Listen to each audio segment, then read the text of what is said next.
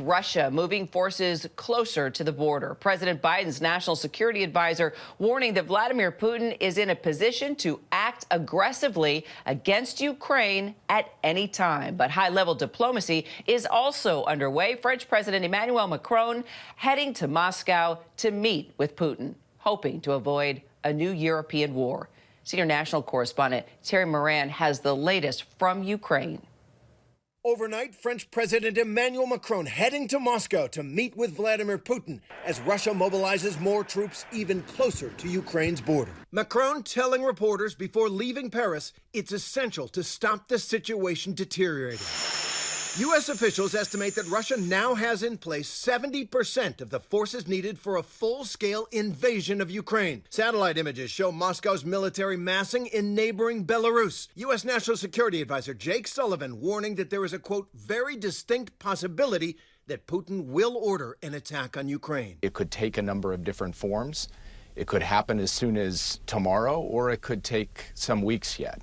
He has put himself in a position with military deployments to be able to act aggressively against Ukraine at any time now. But intelligence agencies in the U.S. and NATO allies assess that Putin has not made a final decision on an invasion, and Russia denies any intention to attack. The Russian military released video showing drills alongside troops from Belarus, which they say are part of scheduled war games, including tanks and heavy mobile missile launchers, and even long-range nuclear-capable bombers flying over Belarus.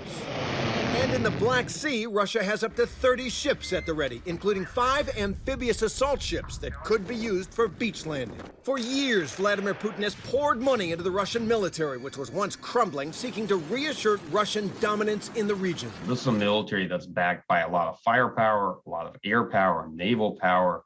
The Russian Navy is gathering in the Mediterranean. It's very different from sort of the past remembrances of poor Russian military performance in the 90s. Over the weekend, U.S. troops arrived in Eastern Europe to reinforce NATO, and more U.S. military equipment arrived in Ukraine as the window for diplomacy narrows.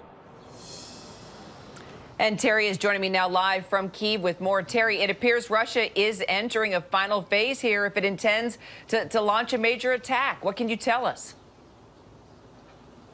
It does, Kiri. It certainly looks like Vladimir Putin has ordered his military to put all the pieces in place for a variety of options, ranging from just intimidation to get what he wants diplomatically to a full-scale invasion. He will decide at some point.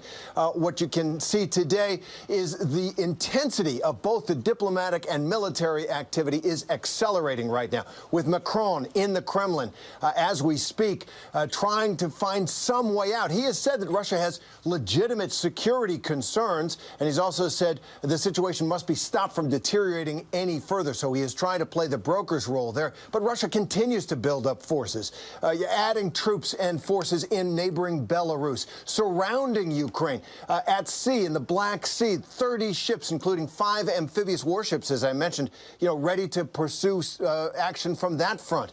And here in Ukraine, you get the sense that while people do not share the same dire assessment that the Pentagon has, that Putin could invade at any time, there is a growing sense. This is not the usual Russian shenanigans or worse. Remember, they have lived with Russian aggression in the east of their country for years now. 14,000 people have been killed in the fighting in eastern Ukraine against Russian-backed separatists. They know that one way or another, Vladimir Putin clearly wants this to be a decisive moment to get what he wants. The problem? Getting what he wants in any way, whether Macron can find a deal or Biden or anyone, getting what he wants requires some kind of sacrifice of Ukrainian sovereignty. Either land in eastern Ukraine or they'll never join NATO. Their freedom of choice will be limited. And that's something I think there would be a widespread resentment of and opposition if their government went down that path. So how could President Macron impact this, as you said, broker role that he is playing now? What is it that he could say? What could he do to impact these talks? And of course, Putin. Well, the first thing is Macron has to gain the confidence of Putin, and it does seem like he's got that.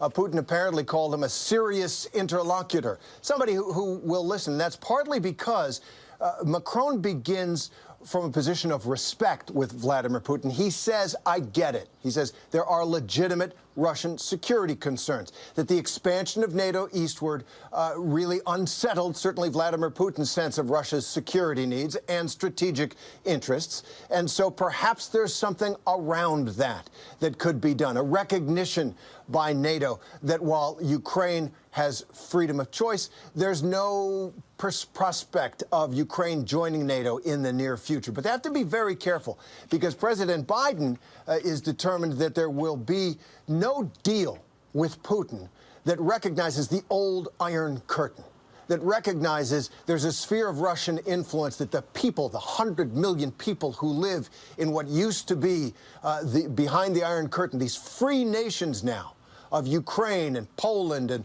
the Baltic countries and Romania and all the rest, that they will not have their freedom of movement, their security interests traded in order to keep the peace with Putin. So it's a hard thing for Macron to do. And as I say, the people here, people don't remember that in 1991, Ukrainians voted by a margin of 9-1 to get out of the Soviet Union. They've been ruled by Moscow.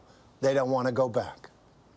Meanwhile, more U.S. assets coming into the region. Terry Moran in Ukraine for us. Terry, we're going to talk a lot today. Appreciate it. Hi, everyone. George Stephanopoulos here. Thanks for checking out the ABC News YouTube channel. If you'd like to get more videos, show highlights, and watch live event coverage, click on the right over here to subscribe to our channel. And don't forget to download the ABC News app for breaking news alerts. Thanks for watching.